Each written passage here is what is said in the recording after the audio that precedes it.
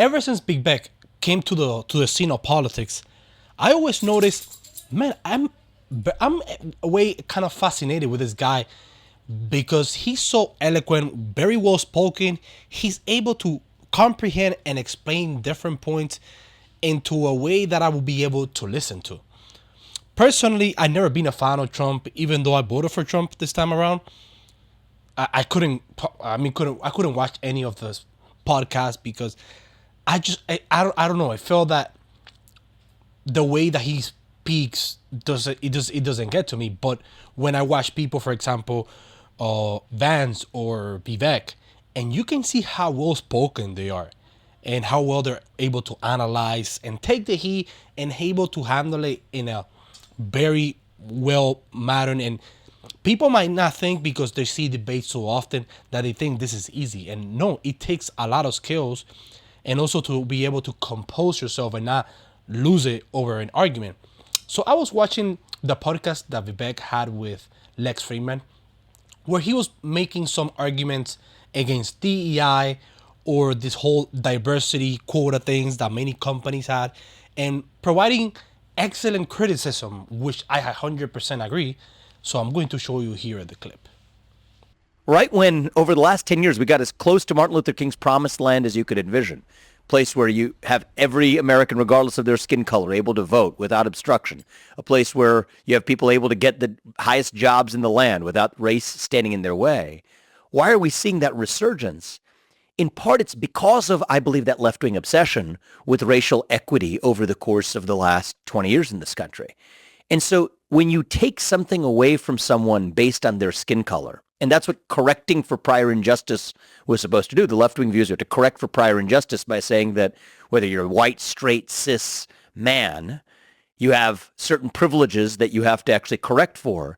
When you take something away from somebody based on their genetics, you actually foster greater animus towards other groups around you. And so the problem with that philosophy is that there are several problems with it, but the most significant problem that I think everybody can agree we want to avoid is to actually fan the flames of the very divisions that you supposedly wanted to heal. And this is one of the things that he's been able to point out that many people on the left are not able to understand. So the left, they want to have minorities feel that they're part of something, making sure they have the rights. And I think we all support that. The problem is you cannot help a minority by discriminating other people. And this definitely generates kind of like a sentiment. And I will compare it to a more basic example. If you're a father and you have two kids and you give preference to one kid over the other, you're gonna create resentment for those kids. And many people who have had a smaller brother, they probably can relate how unfairly they were treated comparing to their younger brother. And on the big picture, yes, as a brother you can get past that, but when it comes to society where you're not able to actually relate to the other person, you tend to build resentment against those minorities that you want to help. And I think creating a level playing field where everybody has the opportunity, but you're not creating privileges where you're discriminating against other people the same way that they were doing to Asians in colleges. That's crazy. I mean, just the fact that Hispanics are not able to qualify at the pace of Asians, it doesn't mean that you have to discriminate against Asians because their culture is like that. They have a better culture when it comes to schools, the amount of time that they spend studying, the discipline that their father has, and all those things influence for the kid to be better in school. And not everybody has to be good at all those things. And the problem with DEI is that it creates that resentment. It actually creates a problem that where you don't need to have a problem.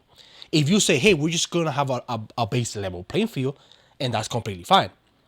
But other friends that I had from other states, they're like, oh yeah, man, but you're in Florida. In Florida, you're not gonna raise the discrimination and the racism. And the way that I always saw that problem is you cannot legislate people liking you.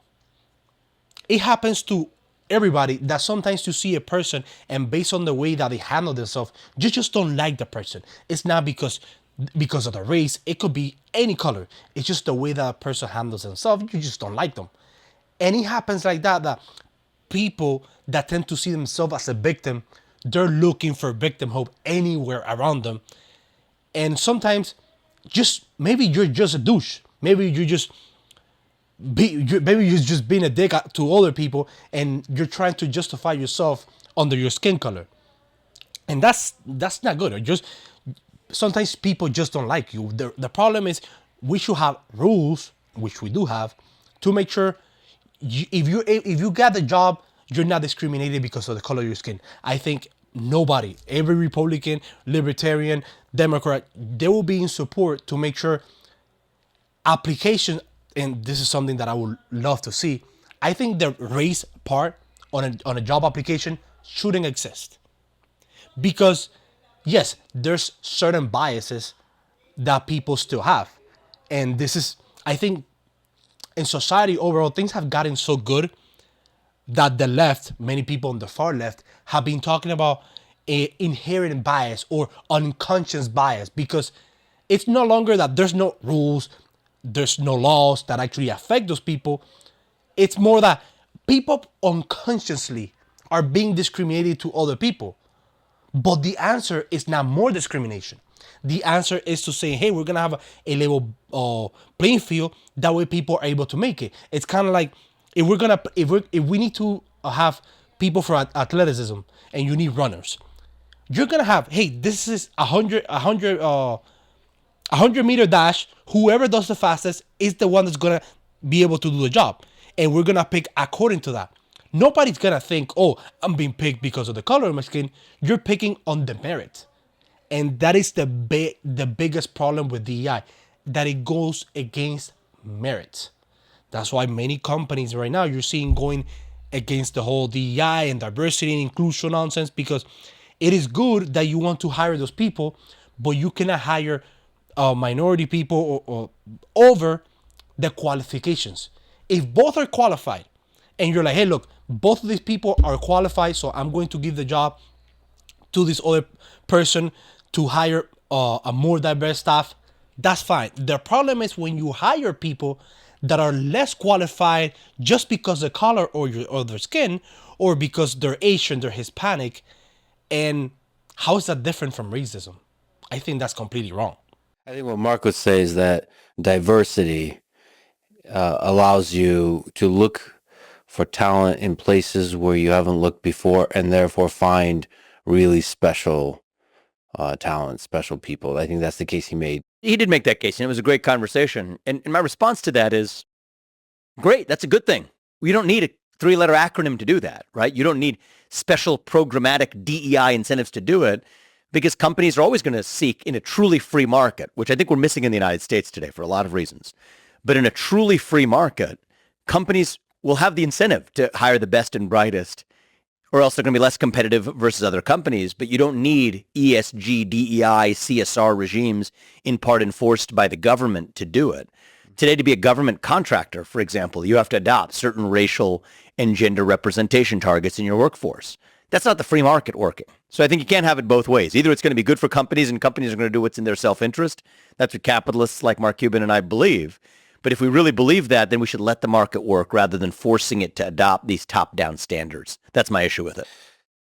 I don't know what it is about human psychology, but whenever you have a sort of administration, a committee that gets together to do a good thing, the committee starts to use the good thing, the ideology behind which there's a good ideal, to bully people and to do bad things. I don't know what it is. This has less to do with left-wing versus right-wing ideology, and more the nature of a bureaucracy is one that looks after its own existence as its top goal. So part of what you've seen with the so-called perpetuation of wokeness in American life is that the bureaucracy has used the appearance of virtue to actually deflect accountabilities for its own failure. So you've seen that in several different spheres of American life. You could even talk about it in the military, right? You think about our entry into Iraq after 9/11 had nothing to do with the stated objectives that we had. And I think by all accounts, it was a policy move we regret. Our policy ranks and our foreign policy establishment made a mistake in entering Iraq, invading a country that really, by all accounts, was not at all responsible for 9/11. Nonetheless, if you're part of the U.S. military or you're General Mark Milley, you would rather talk about white rage or systemic racism than you would actually talk about the military's actual substantive failures. It's what I call the practice of blowing woke smoke to deflect accountability. You can say the same thing with respect to the educational system. It's a lot easier to claim that, and I'm not the one making this claim, but others have made this claim, that math is racist because there are inequitable results on objective tests of mathematics based on different demographic attributes. You can claim using that math is racist. It's a lot easier to blow that woke smoke than it is to accept accountability for failing to teach black kids in the inner city how to actually do math and fix our public school systems and the zip code coded mechanism for trapping kids in poor communities in bad schools.